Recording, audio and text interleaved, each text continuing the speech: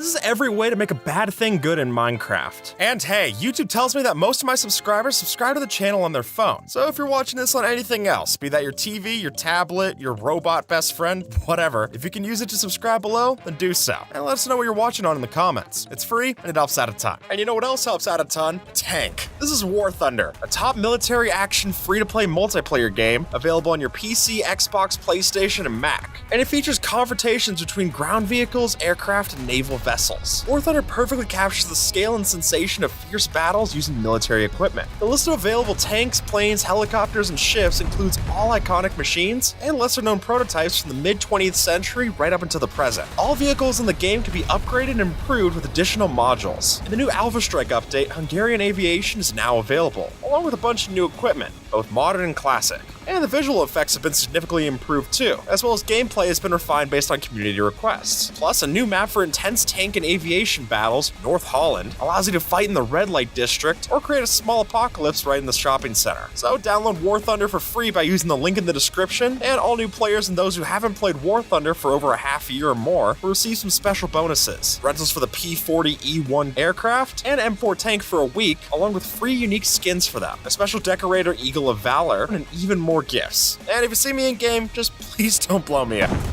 Now, when you say it out loud, dying sounds bad. I mean, it usually is, I don't want to sugarcoat it. But within Minecraft, if you're not in a hardcore mode, it actually could be pretty useful. And that's why it's found its way into speedrunner techniques. Because by setting up a bed, setting your spawn, and then taking care of yourself, we can actually do a hunger reset and come back to life on a completely full stomach. And hey, all of a sudden, dying doesn't seem so bad, right? As long as you stashed your stuff and didn't use lava to do the trick. Now, when you pick up rotten flesh, most of us know that we shouldn't be eating it, because let's face it, it's not exactly a good food source. And while the cleric villagers are willing to buy it off your hands, I actually think there's one better use for it, which is that if you want to heal up your wolves, they don't have a hunger bar, meaning that if we right-click them with our zombie jerky, they're gonna regen just fine and not be affected by the hunger, which I'll admit seems a little gross, but I've seen dogs eat worse, so it's less weird to me than some of the stuff I've seen people eat on keto. I think it's fine. Now, setting off a skulk sensor in the deep dark is obviously something you don't want to do. That's literally why there's an achievement for sneaking around one. However, setting one off could just be what you need to save yourself from the warden. Let me explain. Since if you were to set up a simple back and forth ping system like this using trapdoors, then basically what we're doing here is that one skulk sensor goes off, triggers the other one, it triggers its trapdoor, and then begins the cycle anew. And that could be an excellent way to distract wardens. I mean, it's basically a noise machine that's moving in 8D surround sound around them. And for a blind mob, that's really all they need to keep them busy. Letting us summon the warden, but not have to worry about the consequences, both of which I like. If only I had this the last time I went and raided an ancient city, but I digress. It's never been a good idea to not sleep in Minecraft, but it became an even worse idea when phantoms were added in, since after 3 nights of insomnia, you had to deal with these big annoying pests. But while a bed seems like the easy answer for that, let's consider the upside for having phantoms around. And really it all comes down to that phantom membrane that they're dropping, since that can not only be used for potions of slow falling, but it could also allow you to repair your elytra, which with the recent experimental changes that Mojang's trying out for our villager book trades, it's a lot tougher to get mending now anyways. So if you don't already have this, keeping a few phantom membrane on hand for when you're traveling might not be a bad call. Even if you do have mending, it's a lot easier to do this in an anvil than it is to go and kill a whole bunch of mobs to get a few more minutes of flight. So are phantoms annoying? Absolutely. But are they completely useless? It's hard to say that too. Maybe more of a necessary evil, if you will. When we're enchanting our gear, we're more likely to put sharpness on our tools instead of smite. And after all, it makes sense, right? Sharpness does more damage across the board, whereas smite only does it in certain situations. However, if you're doing this and completely throwing out all your smite books, I'd ask you to reconsider. Because sure, it is useful to have sharpness 5 on top of your sword, but by having a smite 5 axe, now in your survival world you have something that's going to be a lot more powerful for when you encounter mobs. And because of the added damage of an axe already, you can kill most of these mobs in just one hit with no critical damage. And plus, if you're fighting the Wither, this makes it a lot easier too. Look, I also used to roll my eyes when I would get smite on my sword instead of sharpness, but I think the solution here is to use both in conjunction instead of either or. And that's not the only weapons that we can enchant, since there's also an argument for having your bow enchanted with infinity or with mending. And while it would seem like an infinity bow would save you more resources in the long run, eventually it'll get too expensive to repair, where then you have to go make a whole new one and it's a whole thing. So in that case, it's much easier to just get a mending bow and then come by your arrows through something like a Fletcher Villager. Because sure, arrows are expensive to craft, but they're not expensive to trade for. And while you do have to end up sacrificing a few more item slots this way, I really do think it's it's worthwhile of a trade-off. Moss carpet's probably not something that gets a lot of use in your world. And after all, if I'm gonna decorate my house with carpet, I'm not exactly choosing to put moss in there. Usually that's what I want to avoid, right? And while it seemed like a terrible idea to use moss inside of the Nether, it's actually quite useful. Since over here, you can spawn-proof with moss carpet and it'll never burn up. Which seems weird because it's made out of plant material, but moss is also kind of wet anyway, so I guess it makes sense. Look, I'm not one to go into logistics of it. We have plenty of videos going into Minecraft not making sense. This doesn't have to be another one of those. And if it means that we're able to turn this useless item into a useful one, I'm all for it. Unless you're a poet, you're probably not using a book and quill too much in your world. I mean, for one, it means you have to go kill a squid, which isn't exactly fun anyway. But then, once you craft this up, what are you really going to put inside of it? It's really only useful on multiplayer where you could write a message for someone else, because if you're on single player, I don't really want to read what else I'm writing. But that's why using this as just an active book and quill instead of signing it is actually useful. Since here, you're able to make a to-do list of objectives for your world. And so if you ever stepped away from your world and forgot what you were doing, you can just open this up and see exactly what you were up to before. It's kind of like how old Pokemon games used to tell you what you were up to right before you last hit save. And for someone who forgets a lot like me, I'm happy to have it. Saddling up a pig and taking it for a ride seems fun, but it's rarely ever useful. I mean, even with the carrot on the stick, it's not that easy to control, and it's definitely not fast. But if we take multiple of those carrots on a stick and then ride the pig off of a cliff, then we can scroll between all of our items, an empty hand and a carrot on a stick, and essentially slow down our fall with the pig. Yeah, every time that you bring it out, Minecraft resets your fall distance, making it so we'll end up at the bottom just fine as long as we dismount the pig first. Now the pig, not so much, but hey, being useful means that it finally found its purpose. It's just unfortunate to find it at the very end. But hey, that's better than a lot of people can say. And now you got some pork chops too.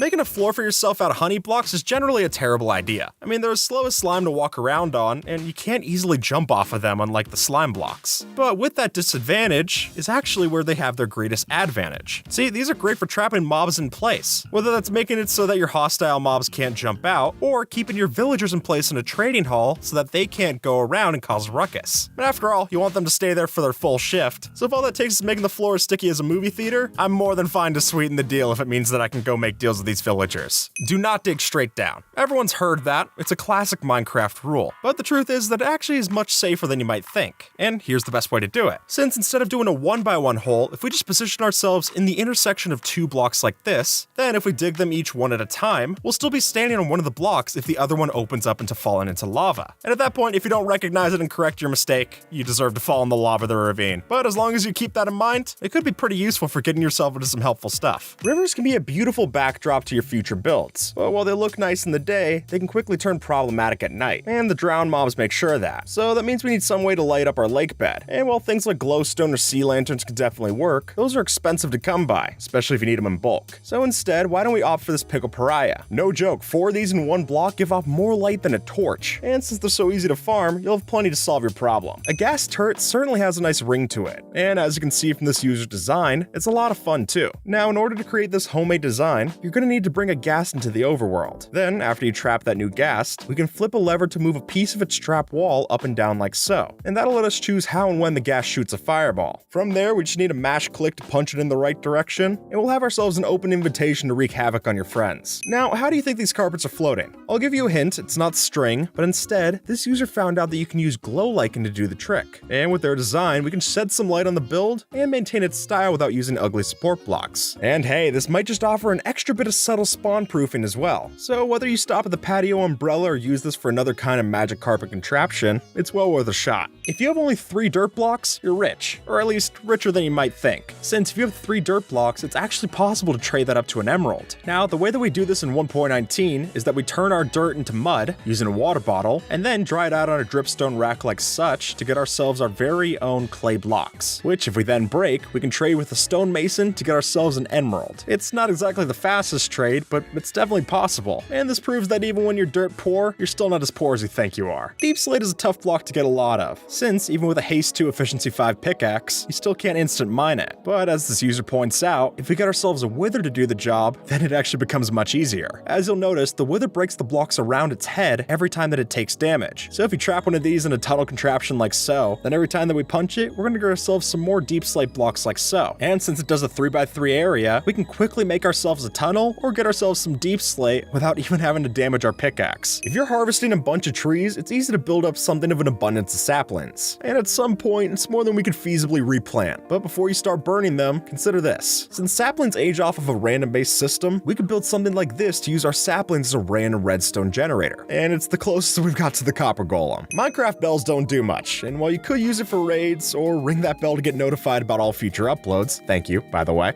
that's about it. But luckily, it has a better use for your boats. See, when a dispenser places a boat against a bell, it is perfectly aligned for your ice boat highway, and now you don't have to worry about slipping off course. By this point, we all know it's important to stay on the piglin's good side, and while that's usually a problem gold can solve, that isn't as true while raiding bastions. So to get the loot without angering the pigmen, we'll need to get creative. See, since their behavior checks for any chests that are open or broken into in the proximity, we need to get the items out in some other way. But luckily, all we need is a hopper underneath to drain the items, and then we can break that to score our stuff, making it a must-have on your search for pig step. This pillager will never attack me or my friends, and the reason for that is a bow. Silly as it may seem, if you get the villager inside of a boat and then sit in the front, then it'll keep trying to shoot you with its crossbow until eventually the crossbow's durability runs out and that pillager is essentially pacified. I mean, he won't sound the friendliest, but he's not gonna hurt you either, giving you a cheap way to rehabilitate the raider. Granted, it'll take a lot of time for the durability to run down, but anger management's an ongoing process. If you want to be a pro at Minecraft, then you gotta be able to MLG clutch. But if your reaction time's like mine, then that's disconcerting. It's just not gonna happen. So a simpler option for us slowpokes is to use chorus fruit instead. Strangely enough, the random teleport feature is actually predictable, or at least predictable enough for us to use. The way it works, it will always teleport you to solid ground. So if you're in midair off of Shulker's levitation effect, then you can just chomp on one of these and be teleported right back to safety. And look, I'm not gonna lie, it maybe doesn't look as cool as a water bucket save, but being able to survive a deadly fall, I think that's good enough for me. If you don't have a water bucket, or you're in the nether and want to try something new, weaving vines are the best answer. See, with these, we can hang one off of the roof and then bone meal it to reach the bottom. And that not only gives us a way to reach the base of the cave safely, but it also offers easy access back to the top. And that kind of dual purpose can be a real lifesaver. You'll never miss another ender pearl after using this simple trick. See, ender pearls are projectiles, that much is obvious. But what you might not know is that ender pearls share the same projectile data as a snowball, meaning that just for the price of some snow stuff, we can find out exactly the trajectory that our ender pearl is going to land at. And from there, we don't have to worry about another misclick, which makes sure that you're not going to die in the end or the nether next time that you throw one of these. Which is good, because I think we all can agree death doesn't come very cheap. So for the price of a snowball, I'll take that to avoid it. This may look like a doormat, and it is, but it also doubles as an effective way of keeping mobs out of your base. No joke, by just having this simple carpet laid out like so, we prevent most mobs from walking through too tall walkways. And since their pathfinding doesn't think that they can make it through, we can use this to keep certain mobs out or in a specific area that we want. And plus, having a couple of carpet pieces laying on your floor is a lot less distracting than having a fence or a guarded gate, meaning this works for both the form and the function. It's tough to make Minecraft feel scary. I mean, this is what the world looks like. What would you expect? But to add that vicious flair to your nether base, these nether warp blocks can really sell the image. Taken after this user, we use the block for something of a blood canal to fill out our altar room. And if anything, it lets us finally have a use for nether warp blocks since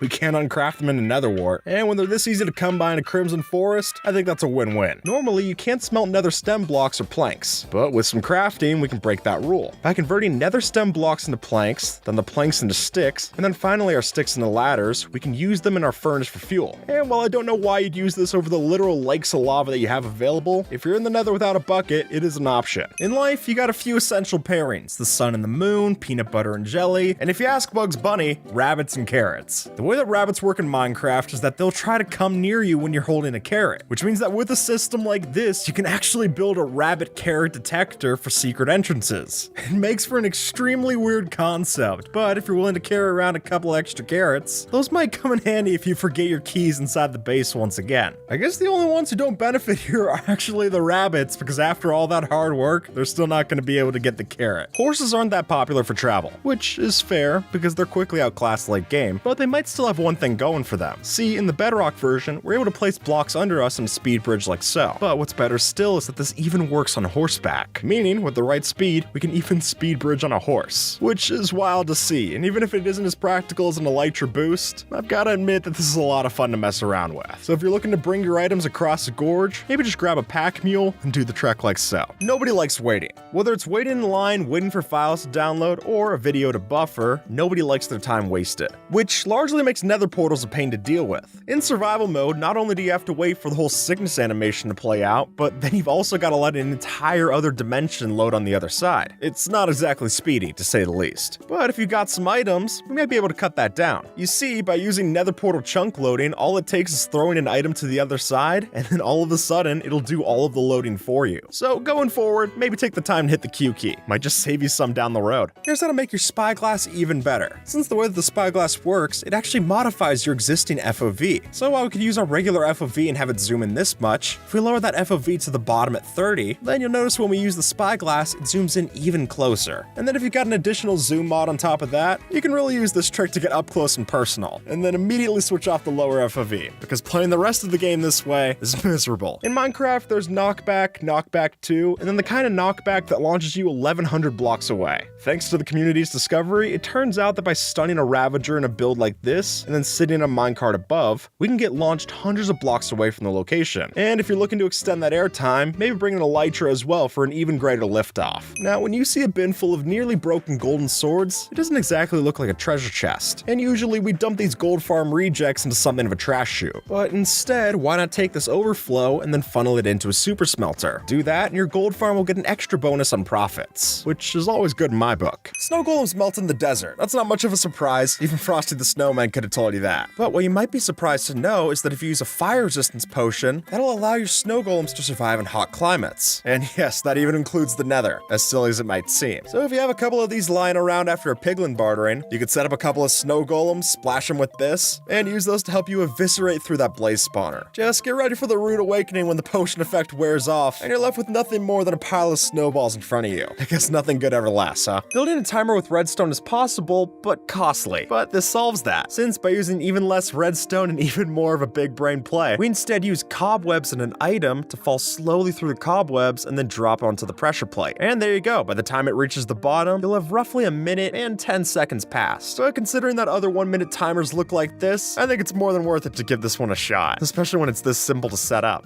Alright, pop quiz. What do you do after accidentally hitting a zombie piglin? Well, the solution's simpler than you might think, since all we gotta do is take after this user on Reddit and dig out 2 blocks into the ground and then build 2 blocks up so that we're standing safe. And from there, if we hold crouch and move back over the hole, then at that point, all the zombie piglins are just gonna run into that confined space. And once we got them crammed in there like sardines, all we have to do is drop 2 pieces of gravel on top of them and they'll all suffocate down there in the pit, making this the simplest way to get off their bad side. Though keep in mind that if you do this, you might run the risk of them spawning zombies as reinforcements. But as long as you're stayed up on their tower, you'll be able to easily dispatch them too, proving that this mistake was as easy to solve as it was to make. With this one-way glass, we can see in and the criminals can't see out. Let me explain. Without using any mods, all we need are some tinted glass blocks to help us get the effect. And if you place a wall of tinted glass on a build like so, all we need to do is make sure that one side has enough light and the other one is completely dark. That way, when you stand on one side of the glass, you're only going to see that darkness, while on the other, you can see perfectly through as planned. With just a lever and some redstone dust, we're able to lag the game so much that we can basically freeze time. Since with the way that Mojang's coded redstone dust, it gets pretty laggy when you connect a bunch of these up to a lever. And then by using something like the fast right-click feature in a mod like Tweakaroo, we can flip that same lever on and off until eventually the redstone's updating so much that we basically slowed time down to a crawl. And then that's where the fun begins, since one of the easiest tricks to pull off with this is to break bedrock.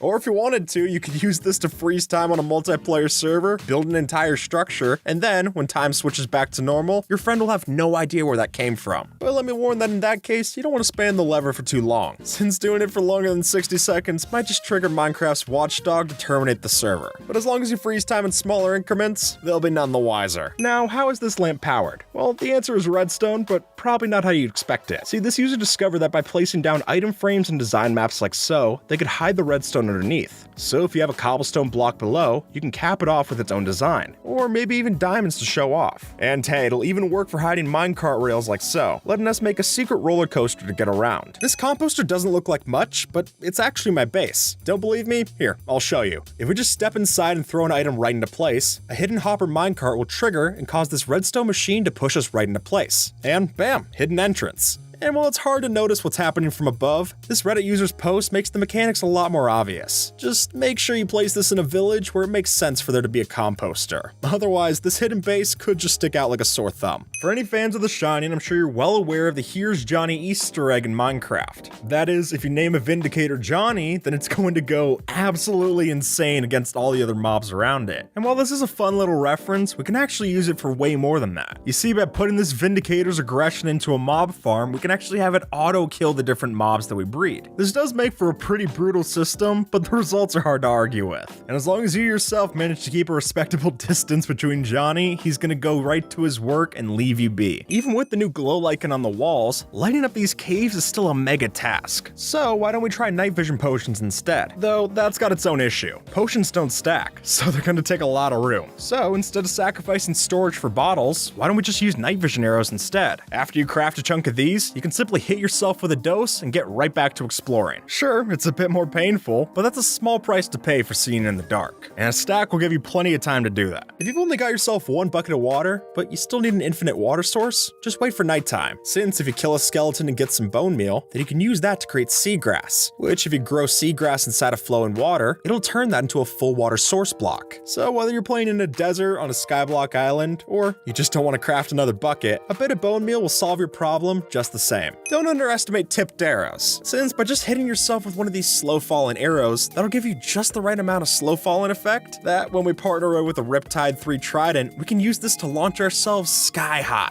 And the reason we use an arrow instead of a potion is so that when we reach the top of our ascent, we aren't still gonna have the slow falling effect, because using slow falling with an elytra is just sad. And especially with how easy it is to get tipped arrows in Bedrock Edition, I think there's more than enough of a reason to try this out in your world. And with that, folks, YouTube thinks that you might like this video, so see if they're right and have a good one, alright?